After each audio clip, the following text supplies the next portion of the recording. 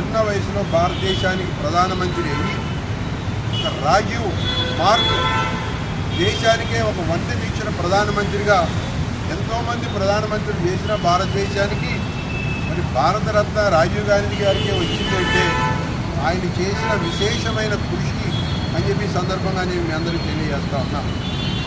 ఆయన వాళ్ళ 18 సంవత్సరాలకు ఓటు దగ్గర నుంచి మొదలెట్టి ₹1,00,000 మారుతి కారు దగ్గర నుంచి మొదలెట్టి అనేకమైన సంస్కరణలు తీసుకొచ్చి భారతదేశ అభివృద్ధిలో తనకంటూ ఒక మార్కుని ఏర్పాటు చేసుకుని ఈ కార్యక్రమం రాజీవ్ గాంధీ హయాంలో జరిగింది. ఈ కార్యక్రమానికి రాజీవ్ గాంధీ నాయకత్వం వహించాడు. అది ఈ కార్యక్రమం రాజీవ్ గాంధీ గారు రూపొందించారని చెప్పుకోవడానికి అనేకమైన ఉదాహరణలు మనకు ఉన్నాయి.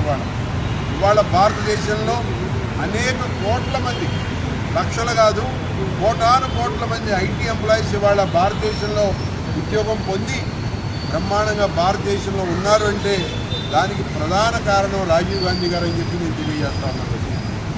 ఐటీలో ఒక బ్రహ్మాండమైన విప్లవాత్మకమైన మార్పులు తీసుకొచ్చి భారతదేశంలో ఐటీని పెద్ద రంగంలో ముందుకు తీసుకెళ్ళినటువంటి మహానేత రాజీవ్ గాంధీ గారు.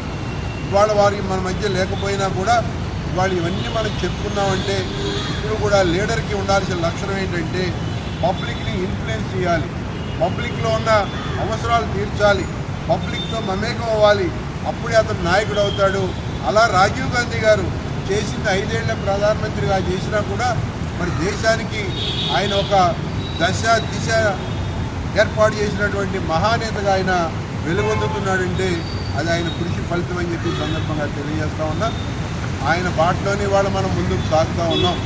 అనేక మంది దేశంలో ఒక కాంగ్రెస్ ముఖ్యమంత్రులని కాదు, భారతదేశంలో అనేక మంది ముఖ్యమంత్రులకి దిశానిర్దేశం ఎవరంటే ఉన్నారు అంటే అది రాజీవ్ గాంధీ గారు అని చెప్పి మనం చెప్పుకోక తప్పదు.